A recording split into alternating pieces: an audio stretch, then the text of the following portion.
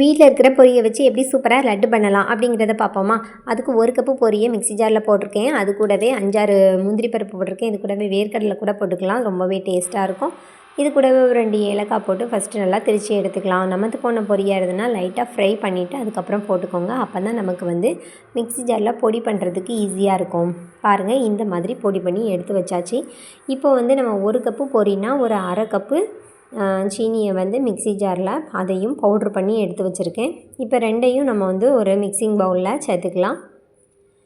லைட்டாக 2யும் மிக்ஸ் பண்ணிவிட்டு நம்ம ஏற்கனவே காய்ச்சி வச்சுருந்த பாலை வந்து அதில் வந்து கொஞ்சம் கொஞ்சமாக நம்ம வந்து ஊற்றிக்கலாம்.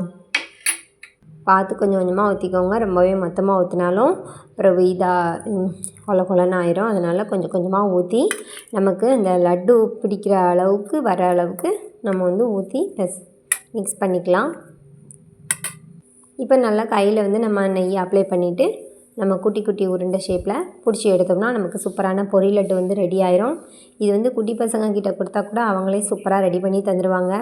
இது செய்கிறதுக்கு நமக்கு அடுப்பும் வேண்டாம், டக்குன்னு செஞ்சிடலாம். 5 நிமிஷத்தில் குழந்தைங்க வரும்போது, ஸ்கூல் விட்டு வரும்போதெல்லாம் டக்குன்னு செஞ்சு அவங்களுக்கு கொடுத்துடலாம். பாருங்கள், சூப்பரான பொரி லட்டு வந்து நமக்கு தயாராகிட்டு. இது செய்யும்போது முக்கியமாக என்ன ஒன்றுன்னா, ஸ்வீட் வந்து கொஞ்சம் அதிகமாக போட்டுக்கோங்க. இல்லைன்னா உப்புத்தன்மை, அந்த பொரியோட உப்புத்தன்மை வந்து அதிகமான மாதிரி நமக்கு தெரியும். அதை மட்டும் பார்த்து சேர்த்துக்கோங்க. ஓகேங்களா?